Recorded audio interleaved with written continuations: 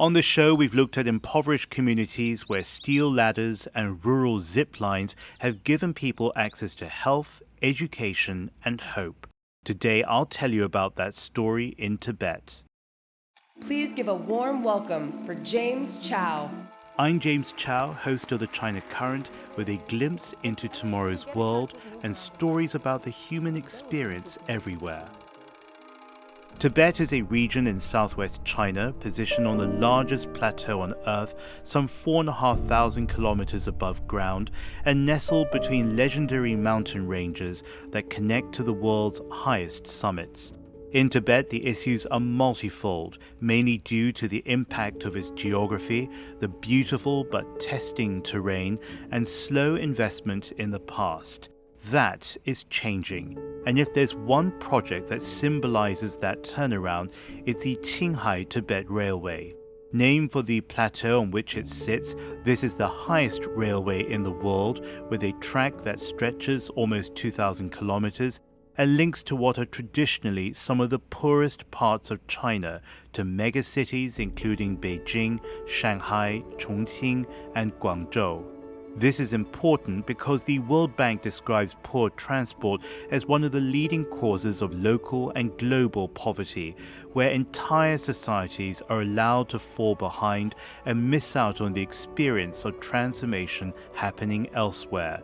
Transport is important anywhere, especially in remote areas separated not only by distance, but also hills, valleys, and other challenging terrain. Without roads and basic services like buses and trains, the people who live in these communities are cut off from opportunities, although in China the emergence of e-commerce and mobile platforms such as WeChat have helped bridge the gaps. So when you think about it, it's amazing what trains can do. They connect us, they enable us to travel, and they transport people, goods, and services along important trade routes. And nowhere is that having more impact than in Tibet and the areas that surround it. Passengers are shuttled between Xining in Qinghai to Lhasa in Tibet. But people are not only radiating outwards, but are also pouring in, bringing in investment, tourism, and consumer spending. In turn, products cultivated in Tibet, such as highland barley beer, plateau mineral water, and local ethnic crafts, make their way to the outside world, exiting the plateau through the Qinghai Tibet Railway.